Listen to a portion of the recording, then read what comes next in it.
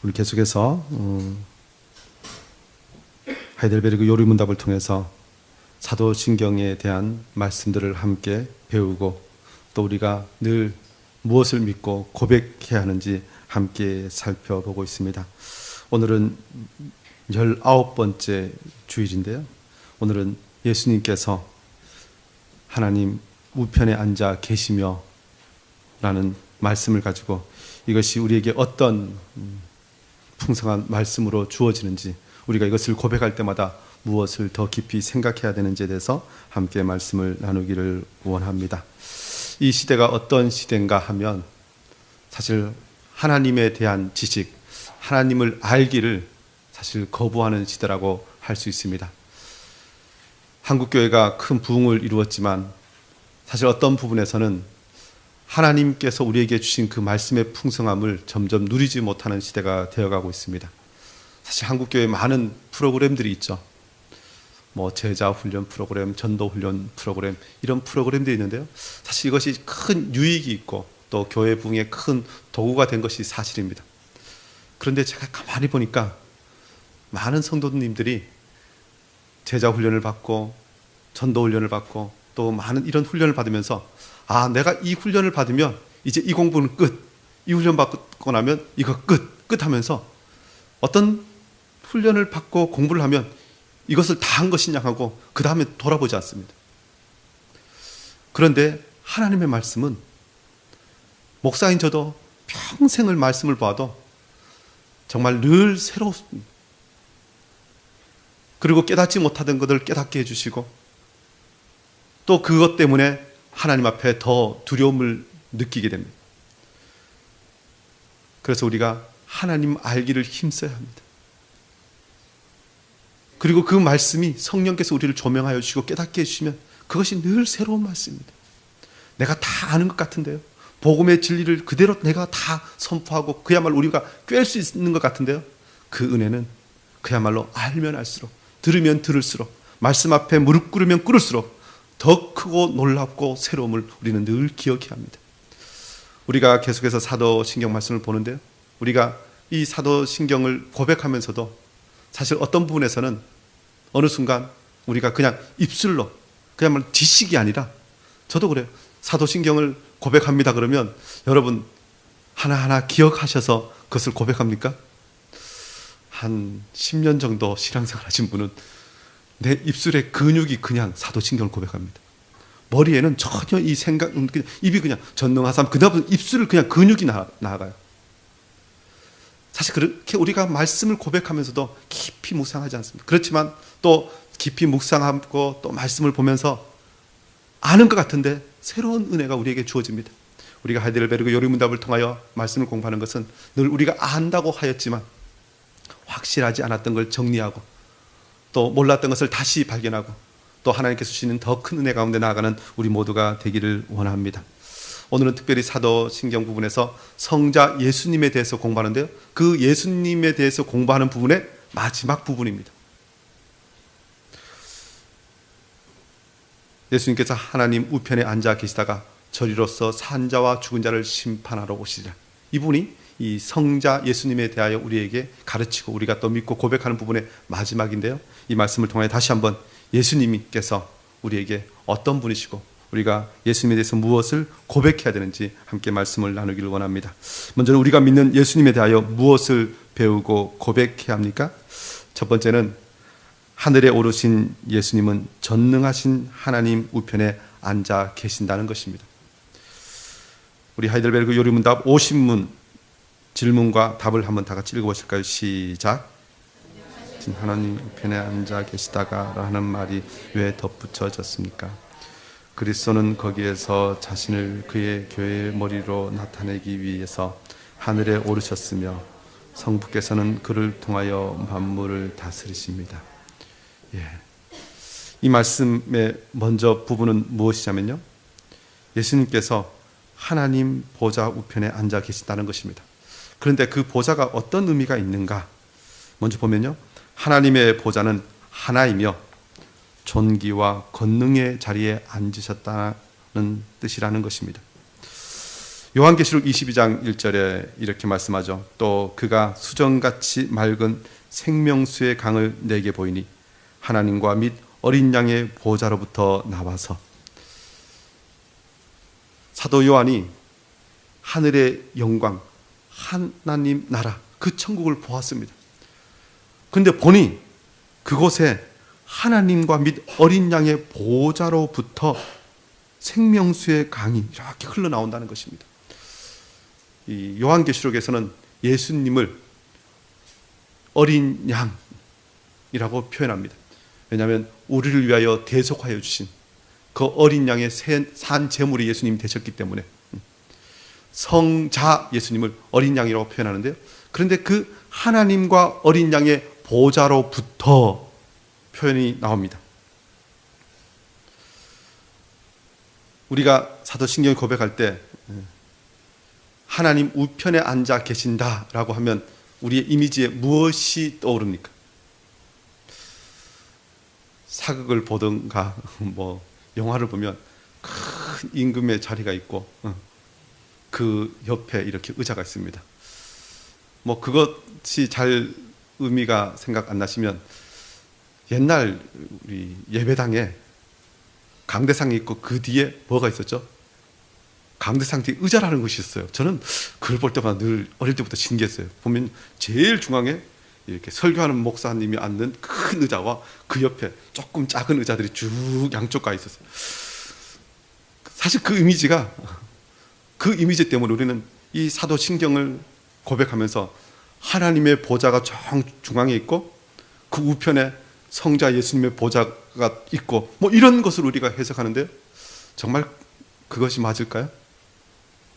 하나님은 영이십니다. 하나님은 육체가 아니시기 때문에 하나님에게는 공간이 하나님을 지배하지 못합니다. 또 하나님께서 시간과 공간을 창조하셨습니다. 그러니 하나님 보좌, 우편 이 표현은 사실 어떤 분은 공간적인 의미가 아닙니다. 성부 하나님께서 이렇게 하늘 성전 중앙에 앉으시고 예수님이 그 우편에, 어떤 성경은 또 스데반 같은 경우는 하나님 우편에 서 계신다 이런 표현을 쓰죠. 그 스데반의 고백을 보면요. 근데 이것이 어떤 물리적 공간적인 모습이 아니라는 것입니다. 하나님의 보좌 우편은 예수 그리스도께서 왕으로 즉위하시고 온 우주를 다스리시는 자리에 계신다라는 것을 우리가 알아들을 수 있는, 이것을 신학적으로는 신인동형어법이라고 합니다. 우리가 하나님에 대해서 잘 모르기 때문에 우리가 말을 해도 우리가 이해할 수 없기 때문에 사람의 것으로 그것을 설명하기 위해서 그 어법을 쓴 것입니다. 그래서 요한계시록 22장에 하나님과 어린 양의 보좌로부터 하는데 그 보좌를 어떻게 이 헬라어로 쓰고 있냐면요. 헬라어는 모든 단어가 단수와 복수가 정확하게 나누어져 있습니다. 그런데 이 보좌를 단수로 씁니다. 무슨 말이냐면 하나님의 보좌는 하나라는 것입니다. 성부 하나님의 보좌가 따로 있고 성자 예수님의 보좌가 따로 있는 것이 아니라 그냥 보좌는 하나입니다.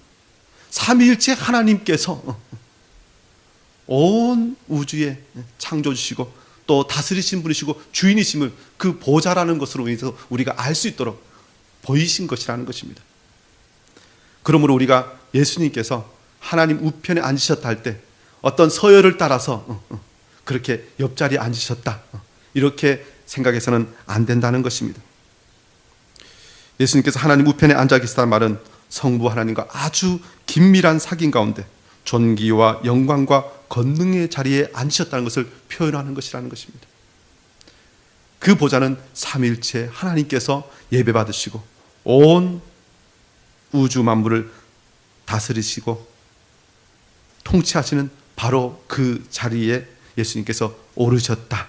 그리고 지금 그곳에 계신다. 우리가 이렇게 고백해야 한다는 것입니다. 더 나아가서요, 예수님은 거기에서 자신이 그의 교회의 머리이심을 나타내셨습니다. 오신문 답에 또 이렇게 말씀하죠. 그리스도는 거기에서 자신을 그의 교회의 머리로 나타내기 위해서 하늘에 오르셨으며라고 고백합니다. 우리 에베소 1장 20절부터 23절 말씀 우리 다 같이 한번 읽어보실까요? 시작.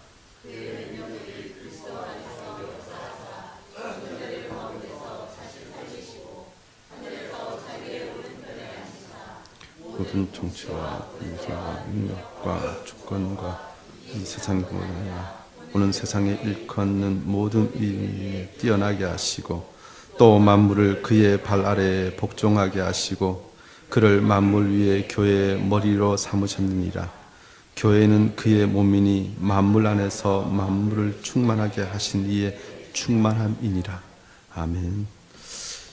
예수님께서 교회의 머리시라고 말씀하시고 교회는 그의 몸이라고 말씀합니다.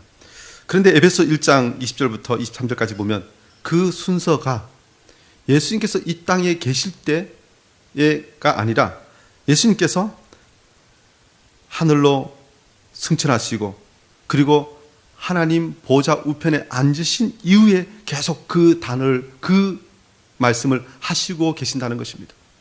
예수님께서 하나님 보좌 우편에 앉아 계시는데 그곳에서 교회의 머리가 되시고 교회는 그의 몸이라는 것입니다.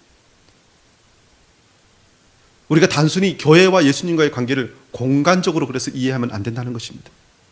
우리는 이 땅에 발을 딛고 있고 우리 교회는 이곳에서 함께 하나님을 예배하고 예수 그리스도의 백성임을 고백하지만 예수님과 우리는 특별히 우리 지난주에 배웠던 것처럼 예수님의 신성이 이곳에 임재하시고 우리와 함께 계심으로 예수님께서 하나님 우편에 앉아 계시지만 예수님의 머리 되심과 우리의 몸됨은 결코 분리되지 않고 함께 연합되어 있다는 것입니다.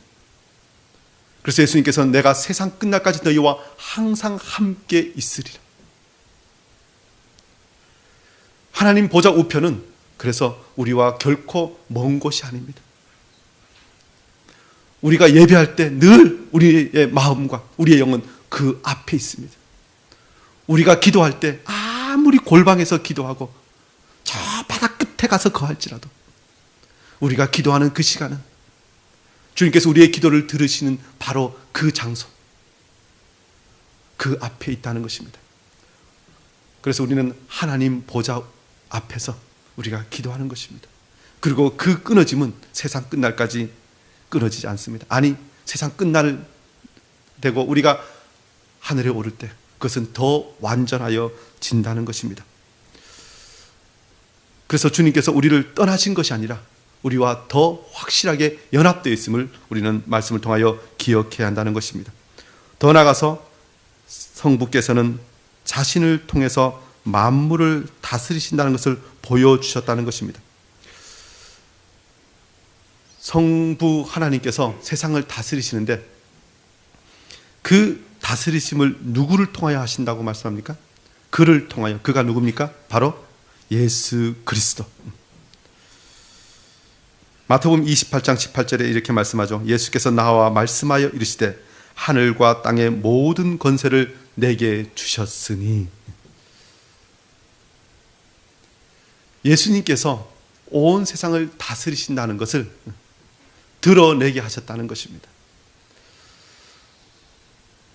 그 전까지는 말씀이 육신 되신 예수 그리스도께서 나타나시기 전까지는 사람들이 하나님의 다스리심에 대해서 그저 말씀으로만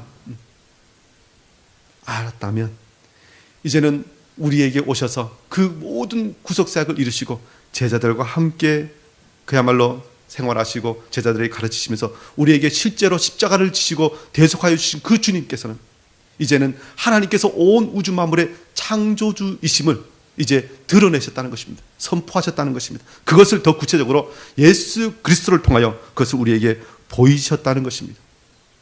그래서 우리는 예수님을 통하여 다시 한번 하나님께서 온 우주 만물을 다스리시는 분임을, 특별히 예수 그리스도께서 온 우주의 왕으로 등극하시고 지금 또 우리와 함께 하심을 우리는 늘 고백해야 합니다. 이 다스리심이 굉장히 중요한 이유는요, 하나님께서 아담과 하와를 이 땅에 내시면서 무엇을 명령하십니까? 너희는 이 모든 것을 다스리라. 우리에게 세상을 다스릴 그런 사명을 주셨고 능력을 주셨습니다. 그런데 그것을 그야말로 잃어버렸습니다. 우리가 범죄함으로 그것을 빼앗겨버린 것이죠.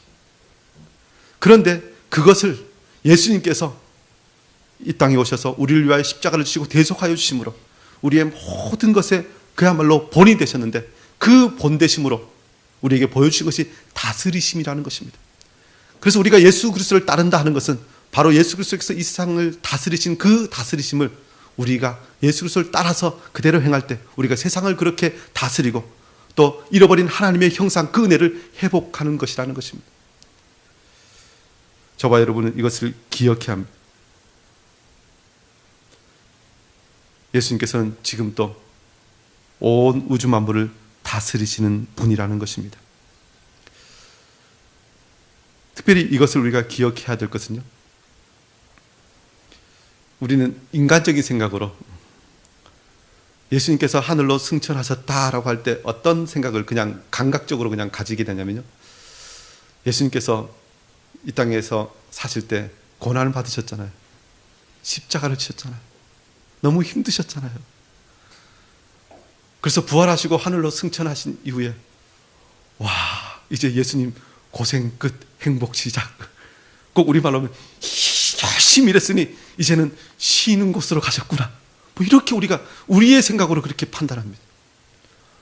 그래서 다시 오실 그때까지 예수님은 그곳에서 마음껏 누리시면서 계시겠네. 뭐 이런 생각을 가질 때가 있습니다. 과연 그러나요? 어찌 보면 예수님은 하늘에 오르셔서 더 바쁘십니다. 온 우주 만물을 통치하고 다스리셔야 하는데 얼마나 바쁘시겠습니까? 심지어 참새 한 마리도 허락하지 않으시면 떨어지지 않는데요, 들에 있는 그 들풀도 먹이고 입히셔야 하는데요, 예수님은 하나님 보좌 우편에서 이 땅에 계실 때보다 우리 편으로 하면 더 열심히 그야말로 일하십니다. 절대로 그곳에서 그냥 예수님이 이제 쉬다가 이제 다시 갈 때쯤 되면 갈까, 이거 아니라는 것입니다. 그래서 예수님 무슨 말씀하십니까? 내 아버지가 일하시니 나도 일한다. 저와 여러분이 지금 또 하나님 보좌 우편에서 이 땅을 다스리시는 그 주님을 본받아서 이 마지막 때 맡겨주신 사명 감당하며 충성하며 주의 날을 준비하는 복된 인생 되시길 주의 이름으로 축원합니다. 더 나아가서 우리가 믿는 예수님에 대해서 무엇을 배우고 고백해야 합니까? 두 번째, 우리의 머리 대신 그리스도의 이 영광은 우리에게 큰 유익을 준다는 것입니다. 우리 51문 질문과 답을 한번 읽어보실까요? 시작. 머리 대신 어떤 유익을 줍니까? 첫째, 그리스도는 성령으로 그 지체인 우리에게 하늘의 은사들을 부어주십니다. 둘째, 그는 그의 권능으로 우리를 모든 원수들로부터 보호하고 보존하십니다. 예. 우리의 머리 되신 그리스도께서 그 영광 가운데 하나님 보좌 우편에 앉아 계신 것은 우리에게 큰 유익이 된다는 것입니다. 그 유익을 먼저 무엇을 이야기합니까? 머리 대신 예수님은 우리에게 성령으로 하늘의 은사를 부어주신다는 것입니다. 우리가 예수님과 온전히 연합되어 있다. 그야말로 가지가 그 나무에 붙어 있는 것처럼 우리가 예수님과 붙어 있다는 것을 우리가 어떻게 압니까? 아니, 어떻게 우리가 붙어 있을 수 있습니까? 우리가 예수 그리스도와 연합되어 있다는 것은 바로 성령께서 우리를 그 연합의 보증자가 되십니다. 나무 대신 예수 그리스도와 가진 우리가 붙어 있는 것은 뭐 우리 표현을 하면 그 본드가 무엇이냐면 성령님이십니다. 그러니 우리에게 그 성령님을 한없이 우리에게 보내주신다고 표현합니다. 표현을 하면 부어주신다. 우리가 다음 주부터는 우리가 성령 하나님께서 우리를 어떻게 거룩하게 하시는가에 대해서 배우게 될 텐데요. 먼저 그 성령님을 누가 보내셨는가 하는 것입니다. 바로 예수 그리스도께서 우리에게 그 성령님을 보내셨다는 것입니다. 사도행전 2장 33절은 말씀하죠. 우리 다 같이 한번 읽어보실까요? 시작.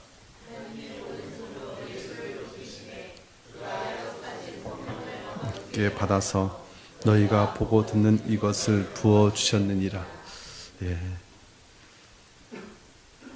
예수님께서 그가 약속하신 성령을 아버지께 받아서 너희가 보고 듣는 이것을 부어주셨느니라. 사실 이 표현 때문에 우리가 성령님에 대해서 오해할 때가 사실 있습니다. 성령님을 어떤 능력이나 어떤 신기한 힘 이런 것으로 오해할 때가 있는데요. 사실 이 표현도 그 성령의 강력한 역사하심을 우리에게 설명해 주기 위해서 이렇게 말씀하시는 것인데요. 특별히 그가 약속하신 성령을 아버지께 받아서 너희가 보고 듣는 이것을 부어주셨는데, 이것이 하나님께서 일하시는 방식을 설명하려고 이 말씀을 하십니다. 중요한 건 예수 그리스도께서 하늘로 오르시면서 하나님 보좌 우편에 앉아 계시면서 성령 하나님께서 이 땅에서 역사하시도록 일하시도록 보내셨다는 것입니다. 그리고 우리는 그 은혜를 누리는 자들이 되었다는 것입니다. 그리고 이제는 우리가 예수 그리스도를 구주로 고백하게 하고 우리가 예수 그리스도의 증인이 되고 또 예수 그리스도의 힘으로 살아가는 그 모든 것을 가능하게 하시는 성령 하나님께서 우리와 함께 하심으로 우리가 예수 그리스도를 믿고 신앙생활을 한다는 것입니다. 그래서 하나님께서는 성령으로 우리를 다스리십니다. 그리고 우리에게 그 은사를 부어주십니다. 특별히 이제는 예수 그리스도의 백성으로서 예수 그리스도와 함께 산다는 것은 이제는 내 힘으로 나의 지식과 나의 경험으로 사는 인생이 아니라 예수 그리스도께서 나에게 주시는 그것으로 이제 살아갑니다. 그런데 그것을 무엇으로 우리가 알 수 있습니까? 바로 성령의 부어주심, 성령의 역사하심, 성령의 은사들을 통하여 내가 나의 힘으로 살아가는 것이 아니라 하나님께서 주신 힘으로 살아가는 것이다 라고 고백하게 된다는 것입니다. 특별히 성령의 은사들은 성경은 무엇이라고 이야기하냐면요, 하늘의 것이라고 이야기합니다. 땅에 속한 것이 아닙니다. 하늘의 것입니다. 성령의 충만함도 땅의 것이 아닙니다. 성령의 충만함은 내가 이 땅에 발을 딛고 있지만 하나님 나라에서 천국에서 살아가는 그것을 이 땅에서 살아가는 모습이 바로 성령의 충만함입니다. 그러니 하늘의 것을 우리가 소유하는 것, 그것이 성령의 역사인데요. 바로 그 하나님 보좌 우편에 앉아 계신 예수 그리스도께서 그 하늘의 것을 성령을 통하여, 성령 하나님을 통하여 우리에게 주신다는 것입니다. 저와 여러분이 이것을 기억해야 합니다. 특별히 예수님께서 승천하시면서 우리에게 이것을 풍성하게 부어주셨습니다. 구약에도 하나님의 영에 충만한 사람들이 있었죠. 사사들이나 선지자들, 하나님의 영이 임하시면 예언하기도 하고 신기한 힘을 발휘하기도 하고 큰 이적과 기사를 행하였습니다. 그런데 그때는요, 그야말로 특별한 소수에게만 부분적으로 임했습니다. 그런데 신약에서는 마가의 다락방에 성령의 강림하실 때는 모든 그리스도인들이 다 성령의 충만함을 받았습니다. 특별히 고린도전서 12장은 무엇을 이야기합니까? 성령의 은사들에 대해서 이야기하면서 누구든지 성령에 의하지 않고는 예수 그리스도를 주라고 고백할 수 없다고 이야기합니다. 그러니까 예수 그리스도를 구주로 고백한 사람은 다 성령의 임하심, 성령의 충만함 가운데 나아갈 수 있는 자, 그 은혜를 주셨다는 것입니다. 그러므로 우리는 이제 예수 그리스도께서 성령을 통하여 나를 다스리시고 나에게 힘주시고 나를 하나님 나라의 백성으로 살게 하심을 믿고 나아가는 복된 인생 되시기를 바랍니다. 더 나아가서 그의 권능으로 우리를 모든 원수들로부터 보호하고 보존하신다고 우리가 고백합니다. 하이델베르그 요리문답 51문 두 번째 이렇게 이야기하죠. 그는 그의 권능으로 우리를 모든 원수들로부터 보호하고 보존하십니다. 요한복음 20장 28절이 이렇게 말씀합니다. 우리 다 같이 읽어보실까요? 시작.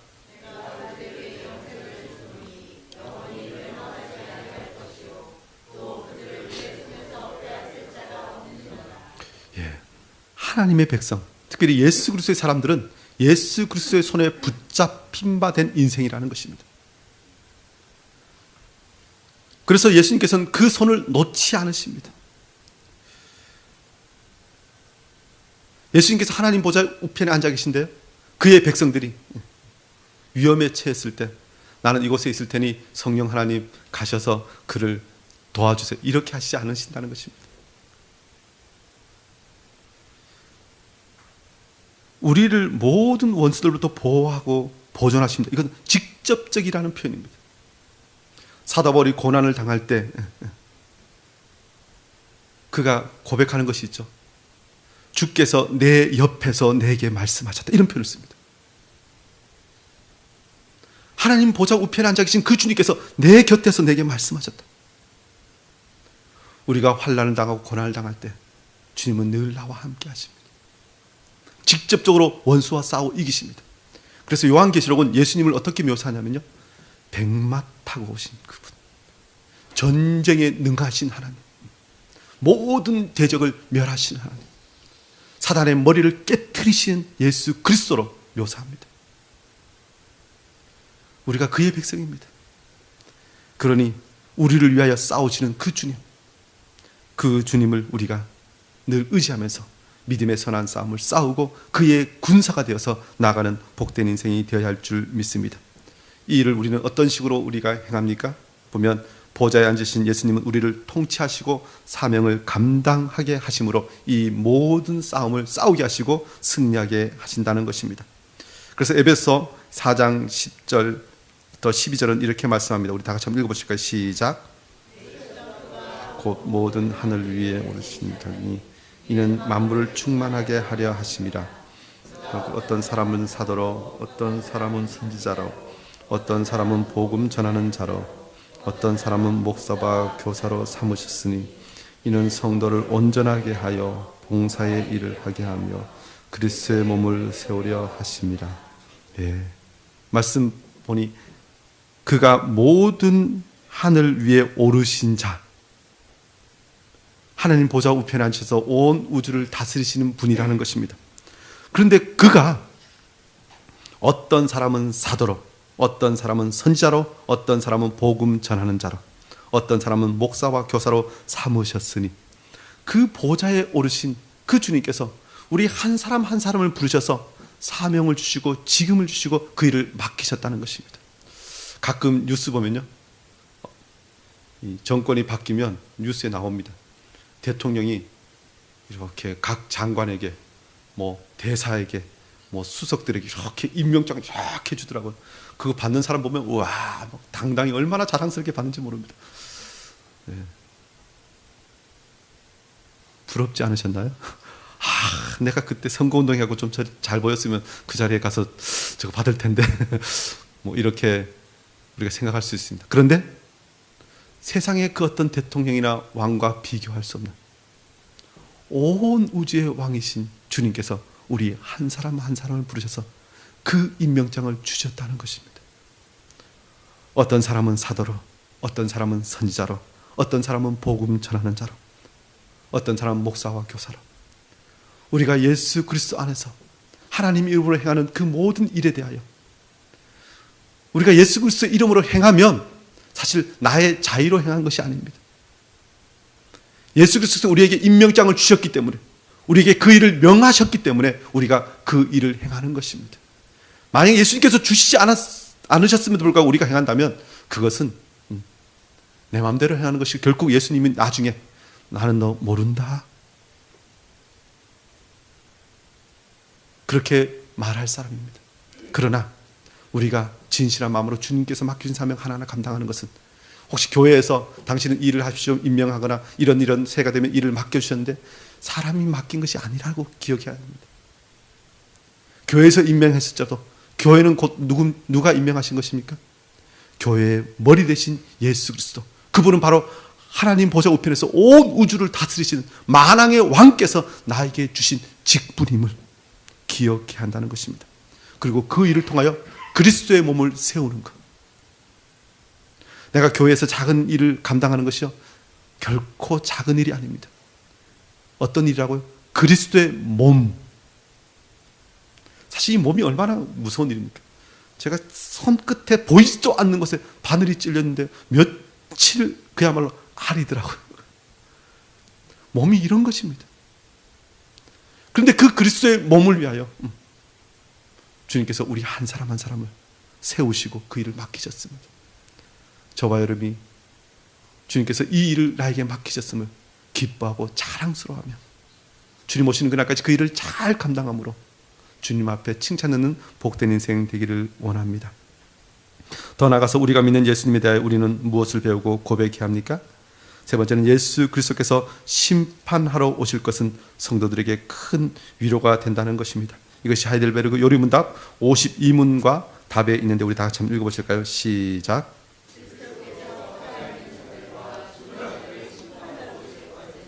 당신에게 어떠한 위로를 줍니까? 내가 어떠한 슬픔과 핍박을 당하더라도 심판대 앞에 서시사 내게 임한 모든 저주를 제거하신 바로 그분이 심판자로서 하늘로부터 오시기를 머리 들어 기다립니다.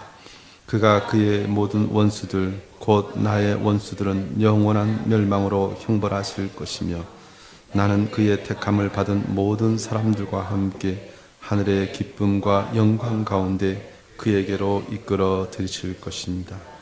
아멘. 우리는 예수 그리스도께서 이 땅에 다시 오시기를 그야말로 머리 들어 기다리는 사람이 되어야 합니다. 내게 임한 모든 저주를 제거하신 분이 심판자로 오실 것입니다. 우리는 그 주님께서 다시 오실 날을 바라보아야 한다는 것입니다. 왜냐하면 우리의 시민권은 하늘에 있기 때문에 그렇습니다. 이것을 빌립보서 3장 20절은 말씀하죠. 그러나 우리의 시민권은 하늘에 있는지라 거기로부터 구원하는 자 곧 주 예수 그리스도를 기다리노니. 우리의 본향은 하늘나라에 있기 때문에 그렇습니다. 우리가 영원토록 거할 곳은 주님께서 하나님 보좌 우편에 앉아 계신 바로 그곳이기 때문에 그렇습니다. 그런데 그곳으로 우리를 데려가시기 위해서 주님이 오신다고 하셨으니 우리가 그 약속을 기다리는 것입니다. 특별히 주님께서 다시 오시는 날을 심판의 날이라고 이야기합니다. 사실 심판의 날이라는 그 표현 때문에 우리 그리스도인들도 그 날이 두려운 것이 사실입니다. 그런데요, 주님이 다시 오시는 그 날은 우리에게 두려운 날이 아닙니다. 온 세상이 끝나는 날이 맞습니다. 우리의 이 땅에서의 삶이 마지막으로 그 날로 끝나고 우린 천국에 이르게 될 것입니다. 그런데 그 날은 우리에게 심판의 날, 멸망의 날이 아니라 우리에게는 구원의 날입니다. 그날은 우리가 주님을 위하여 살다가 흘린 모든 눈물을 우리 주님께서 닦아주시는 날이라는 것입니다. 예수의 백성으로 살면서 정말 많은 어려움들을 겪었는데 그 모든 것에 대하여 주님께서 보상하여 주시는 날입니다.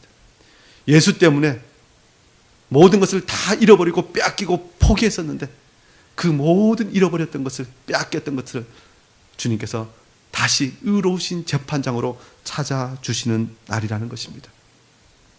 우리가 일상의 일반 재판에서도요, 이 형사재판이 있고 민사재판이 있잖아요. 종류가 있는데 뭐 형사재판은 보통 그냥 이 형을 이렇게 선고하는 것이기 때문에 기뻐하는 사람이 없습니다. 그런데 민사재판은요, 두 사람이 딱 재판장 앞에 나가서 누가 더 옳은가, 누가 승리하고 누가 패배하는가가 확실하게 정리됩니다. 그래서 재판장에서 A, 당신이 이겼습니다 그러면 진 사람은 온갖 인상을 쓰고 슬퍼하지만 이긴 사람은 어떻게 하죠? 변호사부터 시작해서 이겼다 막 기뻐합니다. 막. 주님께서 오셔서 심판하실 날이 우리 그리스도인들에게는 그 승리의 날이라는 것입니다. 구원의 날입니다. 그래서 우리는 그 날을 좀 미뤄주세요 뭐 이렇게 해서는 안 됩니다. 그야말로 머리 들어서 기다려야 합니다. 아멘 주 예수여 어서 오시옵소서. 우리 어린 시절에 뭐 요즘은 모르겠습니다만은 옛날에 이 소풍 날이 정해지면 그날을 어떻게 하죠? 진짜 옛날에는 춥고 배고픈 시절 1년 내내 놀러 못 가다가 소풍이면 진짜 학교도 쉬고 놀러 가니까 그날이 얼마나 기다리지. 근데 그날 비가 오면 인상 속. 사실 어떤 부분에서는 어떤 정말 기쁘고 즐거운 날을 받아놓고 우리가 그 날을 바라보는 그 심정으로 우리가 주님 다시 오실 날을 바라봐야 합니다. 그런데 그 날을 제대로 기다리기 위해서는요, 오늘 이 시간 예수님의 말씀대로 제대로 예수님의 그 가셨던 십자가의 길을 제대로 걸어갈 때 우리는 그날을 바라보게 됩니다. 제대로 걸어가지 못하면 그날 바라볼 수 없습니다. 숙제 안 했는데 숙제 검사하겠다 그러면 얼마나 고통스럽습니까? 지금 열심히 놀고 너무 좋은데 주님이 오시면 못 놀게 되면 아우 안 됩니다. 늦게 오세요 이렇게 이야기합니다. 그러나 지금 예수님 때문에 사도 바울의 고백처럼 매도 수없이 맞고 정말 잠도 자지 못하고 수많은 굶주림 속에서 하루하루 살아간다면 주님 빨리 오시는 것이 얼마나 기다려지겠습니까? 사실 우리는 그 심정으로 이 땅을 살아갈 때 주님을 기다리고 주님의 그날을 기뻐할 수 있습니다. 중요한 건 진정한 그리스도인들에게 주님의 다시 오시는 그날은 구원의 날이요, 축제의 날이요, 기쁨의 날이요, 영광의 날이라는 것입니다. 그러므로 저와 여러분은 우리의 신앙 고백을 할 때마다 아멘 주 예수여 어서 오시옵소서 그렇게 고백하기를 원합니다. 언제 그날 다시 오실지는 우리는 모릅니다. 분명한 것은 이단들은 언제 다시 오신다 이렇게 이야기하지만 성경은 말씀합니다. 예수 그리스도께서 말씀하셨습니다. 그날은 아무도 모른다. 오직 아버지만 아신다. 왜 그렇게 하셨을까요? 사실 날 딱 정해놓으면 우리는 그날 될 때까지 웬만하면 버티다가 그날 딱 정해지면 그 옆에 좀 하는 흉내를 내잖아요. 어떤 사람이 그러더라고요. 부인들에게 남편에게 어떤 집안일을 시킬 때 꼭 해야 되는 일이 있대요. 이것 좀 해주세요 그러면 금방 잊어버리거나 잘 안 한대요. 그런데 이것 몇 시까지 해주세요 그러면 남자들이 그 시간 되면 막 열심히 일한대요. 사실 시간을 정해놓으면 막 그때까지는 사람들이 얼마나 자기 마음대로 사는지 모릅니다. 그래서인지 모르지만 주님께서 그날을 가르쳐주지 않으셨습니다. 가르쳐주지 않았다는 건 멀었다는 뜻이 아니라 오늘 예배 마치고 나가는 그 시간에도, 아니 이 시간에도 주님이 다시 오실 수 있다는 것입니다. 주님은 늘 우리에게 다시 오실 그 날을 기억하라고 말씀하시고 우리가 그 날을 준비해야 된다고 말씀합니다. 오죽하면 성경은 도적과 같이 그 날이 임할 것이다. 우리는 그 날을 준비해야 될 줄 믿습니다. 그리고 주님 다시 오시는 그 날, 우리는 주님께서 말씀하신 그 약속의 자리에 있기를 원합니다. 그 자리가 주님께서 말씀하신 그 자리입니다. 저도 가끔 어떻게 일상에 외출하다가요, 우리 성도님들 만날 때가 있잖아요. 딱 만나면 예상하지 않고 만났는데 그 만난 장소가 고상한 자리면 얼마나 감사한지 모릅니다. 서점 같은 데서 만나면 우리 목사님 역시 독서하시는구나 뭐 이렇게 만났는데 제가 저기 어디 좀 목사가 있으면 안 되는 것 같은 그런 장소에 혹시 만나면 웬만하면 이렇게 사실 우리가 예수님 다시 오실 그때 제대로 예수님께서 말씀하신 그 자리에 있기 위해서 우리가 늘 힘써 주님과 동행하고 주님의 명령을 따라서 날마다 충성하는 복된 인생이 되기를 원합니다. 또 주님 다시 오신 날이 어떤 날이라고 이야기합니까? 그날은 예수님께서 그와 나의 원수들을 영원한 멸망으로 형벌하실 것이라는 것입니다. 그날은 모든 원수들이 심판받는 날입니다. 데살로니가 후서 1장 8절 9절은 말씀하죠. 우리 다 같이 읽어보실까요? 시작.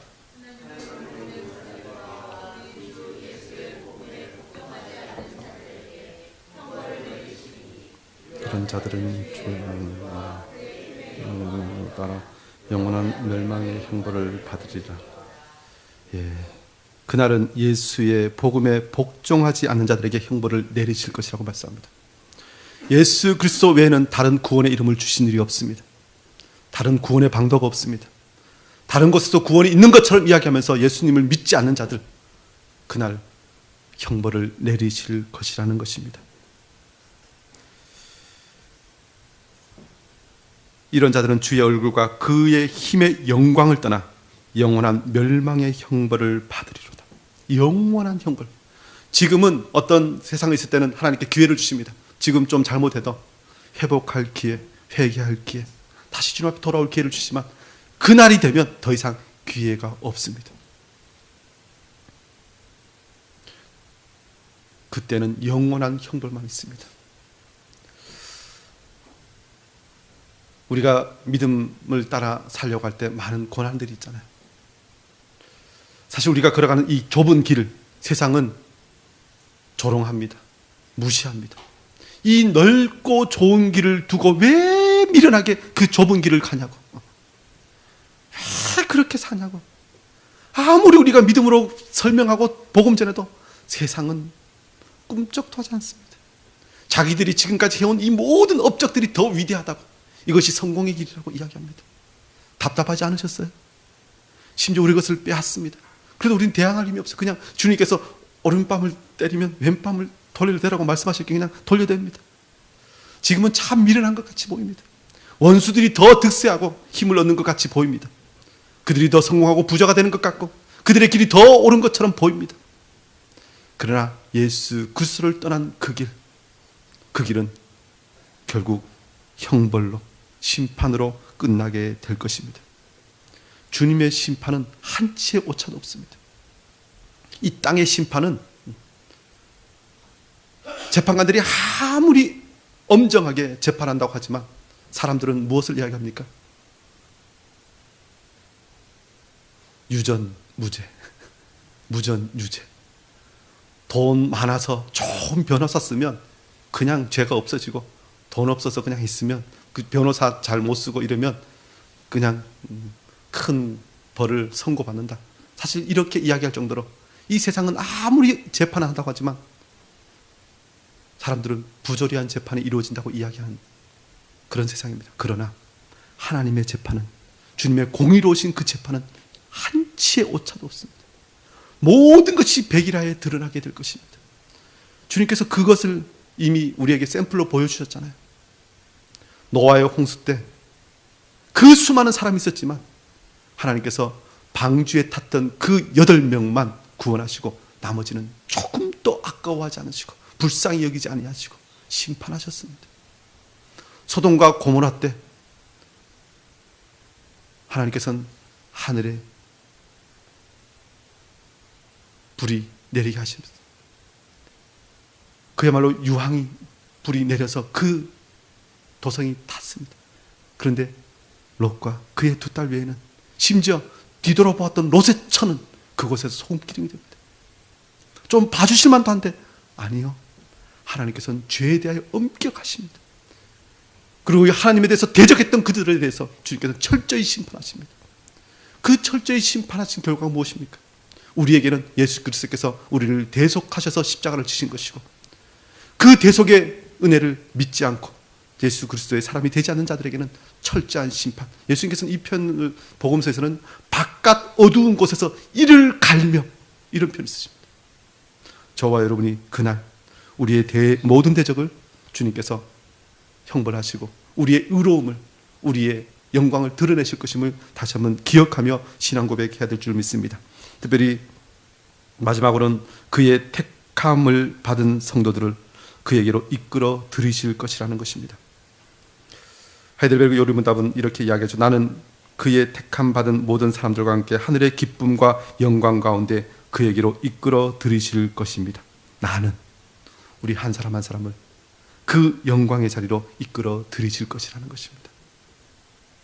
지금은 우리가 이 땅에 살고 있지만 그날이 되면 주님께서 우리를 부르셔서 주님께서 예비하신 그 처소로 이끌어 들이실 것이라는 것입니다. 이것을 데살로니가전서 4장 16절 17절을 말씀하죠. 우리 다 같이 한번 읽어보실까요? 시작. 전사장의 소리와 더 강림하시리니 그리스도 안에서 죽은 자들이 먼저 일어나고 그 후에 살아남은 자들도 그들과 함께 구름 속으로 끌어올려 공중에서 주를 영접하게 하시니 그리하여 우리가 항상 주와 함께 있으리라. 아멘. 예, 주께서 호령과 천사장의 소리와 하나님의 나팔 소리로 친히 하늘로부터 강림하시니, 나팔 소리로. 그날은 정말 대단한 날이 될 것입니다. 천사장의 소리와 하나님 나팔 소리. 저는 이 성경 읽을 때마다 기억나는 것이 하나 있습니다. 제가 군대 훈련 받을 때요, 행군을 합니다. 뭐 저는 그렇게 지독한 훈련 행군은 하지 않았지만 그래도 몇십 킬로 걸어갔다가요, 이 부대로 들어가면 얼마나 힘든지 모릅니다. 그런데 그 긴 훈련을 마치고 들어가면요, 부대에서 이벤트를 하나 준비해 놓는데요, 군악대가 새벽이든 밤이든 그 행군을 마치고 들어오는 군인들 옆에서 나팔을 불어주는데요, 저는 놀랐어요. 정말 힘들어요. 그런데 나팔을 불기 시작하니까 끝났잖아요. 힘든 것이 다 사라지고 내가 대단한 일을 했나 보네. 이런 생각이 들더라고요. 그런데 정말 우리가 이 땅에서 주님을 위해서 힘에 지난 그 수고를 한 그것, 주님께서 천사장의 소리와 나팔 소리로 우리를 환영하시면서 그 모든 것을 회복시켜 주신다는 것입니다. 그 영광을 드러내신다는 것입니다. 그 후에 우리 살아남은 자들도 그들과 함께 구름 속으로 끌어올려 공중에서 주를 영접하게 하시리라. 우리를 끌어올려 가신다는 것입니다.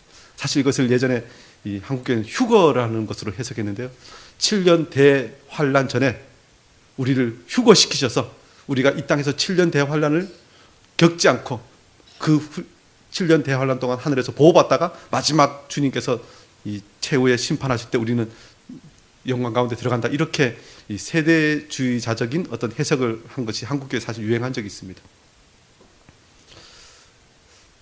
그래서 이 성경은 사실 저는 그렇게 해석하지 않습니다.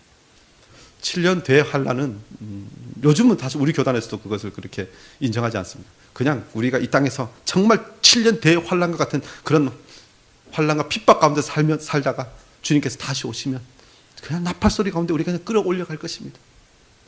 사실 우리는 그렇게 복잡하게 생각할 필요 없습니다. 주님 뜻대로 열심히 살기만 하면 때가 되면 주님께서 우리를 데리러 오십니다. 구출하러 오십니다. 그저께 뉴스에도 우리 인질로 잡혔던 한국 사람을 프랑스 군인이 이렇게 구출하였다는 뉴스를 들었는데요, 그 대단한 일이죠.